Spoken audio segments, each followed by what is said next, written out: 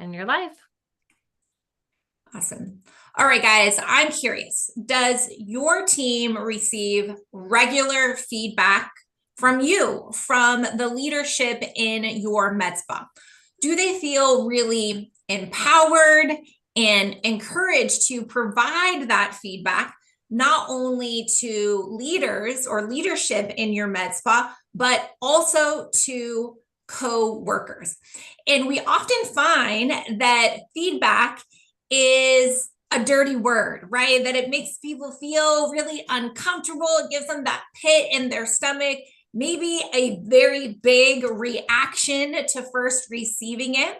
And that is a very common response if we're not talking about it, if we're not educating ourselves and our team, if we are not establishing expectations and a culture that feedback is awesome. If we're not doing those things, feedback can feel so scary as hell, right? Terrifying, angry, anxiety, all the things. So today, I would like to unpack how you can foster a feedback rich culture in your med spa and how really it's essential for your med spa to really continue to grow and to thrive at the same time. So if I was to say to you, or imagine saying this to one of your teammates or co-workers, I have some feedback for you. Think about that for a second. What does that feel like? What is your first initial response? Hey, I have some feedback that I'd like to share with you. When you hear those words, where do you immediately go to? And whether you hear it yourself or you were to give it to your team, how do you think they would respond? And a lot of times it's with shock, with anger, resistance, right? Before we can eventually and hopefully eventually land at acceptance. Also known as the freak out, first has to play out before we're able to actually receive it, take it in, and apply it. And I want you to help yourself and your team be able to bypass, skip over the freak out session, because feedback doesn't have to be punishment. It doesn't need to create self-doubt, insecurity. It doesn't have to be an awkward or a difficult conversation, because, every kind of feedback, whether you agree or not with the feedback, can absolutely help you to grow if you use it properly. If you process it and take it in positively, you can absolutely take all forms of feedback and grow as a person, grow as a teammate, grow as a leader, grow your culture, grow your business. And the more you unpack feedback really with an open mind, the more you can develop, right? So to learn to process feedback effectively is really unlocking the lid, right? Unlocking your true potential of how you can develop as a leader, as a co-worker, right? And so this is something that you want to talk about with your team, that you want to study if you are a leader. And in fact, this is something that I've really dug into recently in studying leadership, studying feedback as a leader, right? And what that looks like. And I was really, when I first stepped into it, focused on like, how can I give better feedback? And I quickly learned that this topic goes very deep, and that I had a even bigger role in helping to empower my team and encourage my team on not only how to positively receive feedback, but also to seek it out and to give it freely and openly to not only me as their leader, but also coworkers. And so I'm really excited to share with you some of the things that I've learned and I'm beginning to apply in my own business that I think could help you in your med spa as well. So first, a few data points that I think can really help you to see the value and impact of what having a culture-rich team can really do in your med spa. So first thing to keep in mind is that 80% of leaders say that they express appreciation and give feedback frequently, but less than 20% of your employees would actually say that they hear your appreciation and feedback frequently, right? And so, oh my gosh, when I heard that statistic, I was like, oh, I got some work to do, right? And I have a lot of diamond girls. I have 42 diamond girls. So I'm thinking like, whoo, I need to step up my feedback game, right? And then think about this next data point is that high performing teams receive 5 to 6 pieces of praise for every criticism or every constructive feedback that they're given. Woo! So now I'm thinking, all right, now I knew before that I needed to increase my feedback and my praise, right? And now I just learned, right, that I need to be giving 5 to 6 pieces of praise for every piece of criticism or constructive feedback that I give a team member. So that is a full-time job as a leader. That is something that we always need to every single day have the faucet turned on, right? This is not something where you want to wait for the one-on-one or the annual review that happened, that it really has to be frequent. Now, this last data point really helped me to be inspired to share this not only with you, business owners and practice managers, but also with my own team. And that I am also encouraging you, practice managers and med spa owners, that you should share this exact training with your team as well. Because here's the data point: teams are 36% more productive and profitable when they receive appreciation and feedback from not only their leaders, but also their team members. Guys, this is part of building a feedback culture that is rich. It can't just be on the practice manager or the owner of the med spa to be the only ones giving feedback and praise, right? It can't just be the leaders. Team members absolutely have to be involved in this. And this is going to help create that culture that you're really after, that's going to make your med spa thrive. All right. So now that you understand the true value of feedback and creating a rich culture of feedback in your practice, now let's break down the two roles, right? So we have the role of the person receiving feedback, and then we have the role of the person giving the feedback. And this is why I want you to share it with your team, because it's not just one-sided. It's not just about the owner or the practice manager just giving feedback, right? There's also a very big role of the person receiving feedback. And so let's break that down. So let's start first.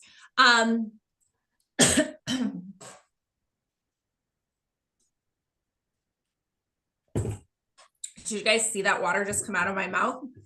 That's what a lip flip will do for you. Okay.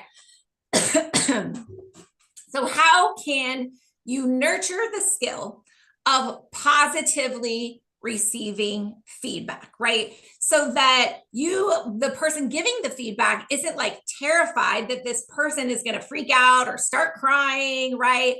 So what is the role of the person receiving feedback? Okay, so I want you to share this with your team. This is such a good conversation, guys, to have with your team and your daily huddle or your training sessions, right? You want to teach this, you want to train on it, you want to practice, you want to role play it before you actually are giving them that feedback in that one-on-one conversation. I promise you guys, if you have these conversations prior to like getting deep in the feedback, right? And the constructive criticism, it's going to go so much better. Okay. So receiving feedback, doing that positively. So first, something that you should know is that our genes, our brains actually play a really big role in how we take in feedback, right? And I think about this in my own children. So I have 4 boys, and I can think of specifically one of my children, when I give him feedback that's constructive, like right away, right? He's like defensive. He's like, what are you talking about? It doesn't feel good for him, regardless if I like walk on eggshells around him to give it to him, right? And then I have another child that's like, oh, thank you for telling me that. Oh, that's a good idea. I'm going to do that, right? And it absolutely is like their genes, their brain of how they first initially take in feedback. But the good news is that you can also nurture this skill. You can nurture the skill of being able to positively receive and process feedback. So just because you might be, in fight or flight right now doesn't mean you can't get better at this, right? So today I want to give you some ideas on that you can apply yourself, and that you can share this with your team on how to positively process feedback, right?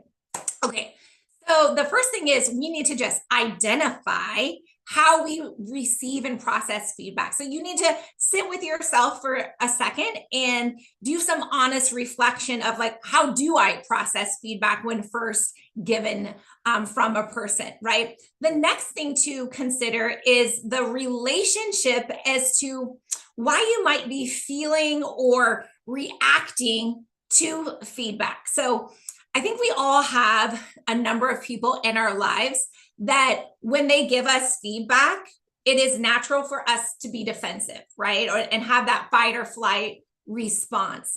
And so I want you to think about that preferably before you get in that situation, so that you can better prepare.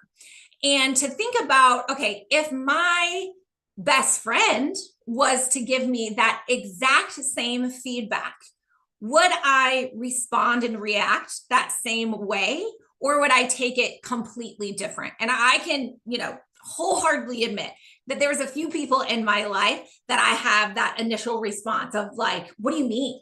What are you talking about? Right. And that I really have to check myself to listen, right, for understanding, and that I can take away something from their feedback and grow from it. So I want you to consider the relationship, and if maybe that relationship is influencing your response, right? And pretend that your best friend was the one giving you that feedback. Would you have received it a little bit differently?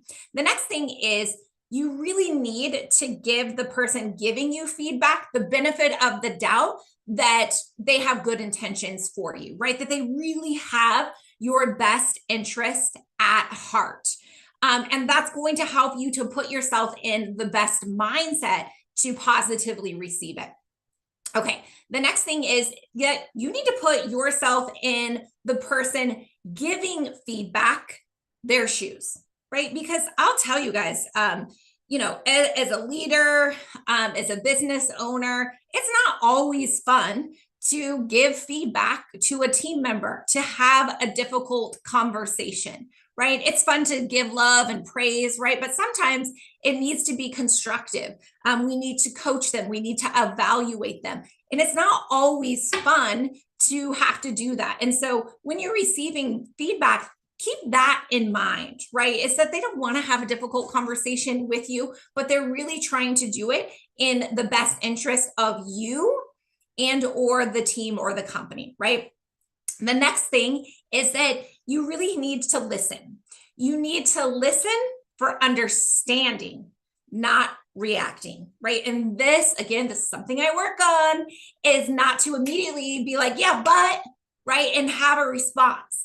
Right? But to really listen for understanding. And a good thing to utilize to really listen is, before responding, is to count to 10. To utilize some breathing exercises so that you truly are processing the information for a hot second before responding, right? And if you feel like the person giving you the feedback is being too general, right, then it's absolutely your responsibility to seek that understanding by asking for specifics. Ask them to give you direct feedback if it feels too general, because again, they're going out of their way to provide this feedback for you. And if they're not giving you what you need to be able to grow, right, that does you no good at the end of the day. So again, you have a responsibility as the person receiving it to make sure that you really are able to apply it. So ask for specifics if they're being too general. The next thing is to thank them. Come from a place of gratitude that you care about me, you care about my growth, you care about our team enough to invest time and energy in me, right? To provide this feedback. And this is a challenging place for some people to evolve and get to, because they can't put down their defensiveness to get to the point of like, you know, it probably wasn't easy for this person to give me feedback. They really want to see me grow or to win, or to work better with my team, right? Or to get better results for our patients. And so I should really be coming from a place of gratitude that they care enough to even try. Because I can tell you, as a leader and a business owner, when we stop investing time and energy into our employees, if I was an employee, that's when I would be worried, right? Is that that they don't value me enough to continue to invest in my growth. So come from a place of gratitude and thank them. All right, so just a couple more things on how to positively receive feedback. A growth-minded person is going to stop waiting for people to come to them to give them feedback. A growth-minded person is going to go out and they are going to seek it. They are going to ask for specific feedback, and they're going to ask it from multiple people, right? They're going to ask it from not only their leaders and their coworkers, and even potentially, you know, people that they lead, that they're their direct supervisors, right? They're going to get it from both personal and professional sources. So stop waiting for people to give it to you and go out and seek it. That fixed mindset, right, is going to be in a place where you ignore negative feedback, even when it can be useful and to help you to really grow, right? Whereas a growth mindset is someone that seeks feedback, that loves it, that desires it, and even regards even some tough things to hear sometimes is an opportunity to grow, an opportunity to learn and to get better. So any questions on receiving feedback specifically before I move on to giving feedback? Okay, so let's go on to giving feedback. And again, I want you to share this with your team, guys, because yes, as leaders, we need to be giving feedback regularly, and you can absolutely apply this. But again, we want your team, your coworkers, to be doing this. And so to equip them with how to do this properly can absolutely empower, encourage them to do it more. Okay. So giving feedback. Now, when used properly, this really is one of the best tools that we have with our team. And I want you to think about the different types, right? There's really 3 different types of feedback. So the first one is appreciation, right? Praise, loving on them. This is telling them that they are valued. This is the easy part, right? Maybe it's hard for some people to keep that top of mind, but for the most part, right, this is the fun part of giving feedback. The next is coaching, right? This is really designed to help the individual to learn and to grow, right? So appreciation, coaching, and then the last one is evaluation. So this really shares with them where they stand, right? Are they meeting expectation? And those are the 3 different types of feedback that you should be giving your team. And remember, as I shared earlier, that for every piece of constructive feedback, you want to include, 5 to 6 is the goal of positive or appreciation feedback. All right. So we want to be generous, right? Generous with our praise and appreciation, but also for our team members to have that same expectations that they should be generous with their praise as well with their team members. Because remember, 36% more productive, more profitable when our team is receiving appreciation and feedback, not only from our leaders, right, but also their team members as well. All right, so let's break down what your role is in giving feedback now. So the very first thing, guys, is that we have to avoid surprises, right? You can't, you need to check in with your team and your coworkers regularly, right? Surprises just kill people. They hate it.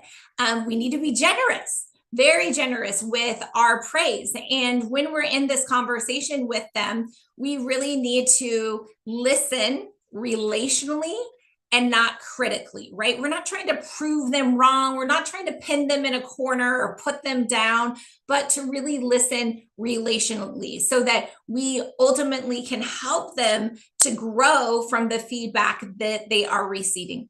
It's also really important that the feedback is timely, right? So within a week of the event that you want to give feedback to is really important, a week or less, right? Ideally, same day in the moment, ideally, right? Because the longer that we wait, it really becomes kind of this missed opportunity, or feels like you're just bringing up like the past baggage, right? So you also want to be really specific, right? Because if we're not specific, then all of a sudden it's easy for them to twist it, right? And to take it a different direction than really what you intended. So be specific and to really try to ask more questions, right? And tell them less. Think of like when you go to a therapist,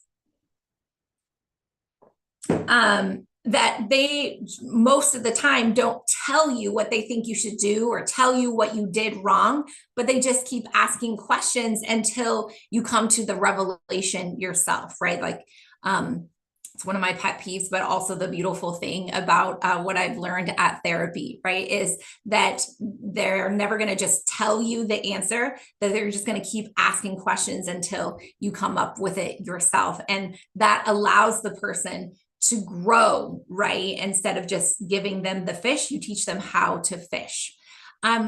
So when you are asking those questions, you want to begin with, you want to stay away from questions that start with why. Why did you do this, right? Instead, you want to lead with, what's the real challenge here? What was your thought process when, right? So again, you're not telling them, but you're asking them, and that's going to help them to grow more and receive that feedback positively. Okay. So that's really the big takeaways for giving feedback. And so I'm happy to open the floor on any questions on, at this point, either giving or receiving feedback. But I actually feel like I learned more in my study about how to encourage and empower my team and myself on how to properly receive feedback.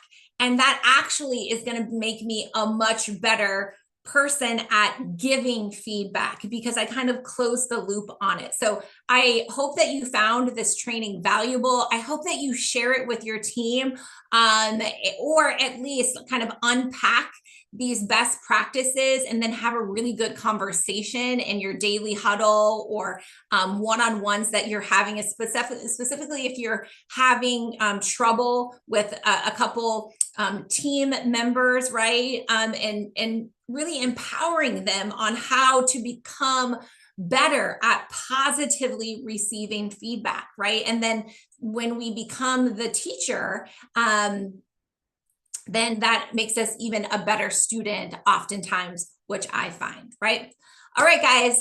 So to create a feedback culture that is rich, right, we have to empower and encourage our team to really positively give and receive feedback, not only to leadership, right, but also to their coworkers as well. And we need to take away this stigma, right, that feedback is a dirty word. We need to talk about it before we're in the difficult conversations, right? We need to educate. We need to establish expectations that you as a team member are expected to give feedback to your leadership, to give feedback to your coworkers, right? That is an expectation in the culture at our med spa, on our team. And that is going to not, put everything on the shoulders of your leadership, because multi-million dollar med spas, thriving med spas have a culture that is so rich in giving and receiving feedback, because it takes a village. It absolutely takes a village, especially as you grow and scale, right? I was talking to you about how I have a team of 42 Diamond Girls. And if I was to have to be the only one on this island to be responsible for giving and receiving feedback, it's not possible for just one person to do it. And so that's why I'm taught this morning, I was talking to my team about this exact subject. And that it thrills me every single day when we have our start of day meeting and my team is giving shout outs to other coworkers, right? And that I see my team in their virtual offices having one-on-one conversations that sometimes are difficult, right? And how they're able to process and move forward and grow from that. And that is a culture rich in feedback. And so I hope that you found the tips and the tools, the data points and the strategy and the mindset that feedback doesn't have to be a dirty word. In fact, it can help your team, your culture, your business to really thrive and to grow at the end of the day. Oh, hi, Mom. Thank you. Thank you. Thank you for the feedback. I received that. Hi, Beauty Camp. Hi, Afterglow Aesthetics. Hey, Fabrique. Awesome. All right, guys. Well, thank you so much for joining me here. Please share this training. Share this training with your team, or learn it and then teach it to your team, because it's going to make you better as a leader. It's going to make your team better to build that culture that is really rich in receiving and giving feedback, and watch out and see your business really thrive and grow. All right, guys, to access more free trainings that will help grow your med spa, visit our link tree and our social bio, and be sure to join us live every Wednesday, same time, same place, 2:30 Central Time. Find us on Instagram, YouTube, Facebook, and LinkedIn. Thanks, guys, so much for joining us. We'll see you next week.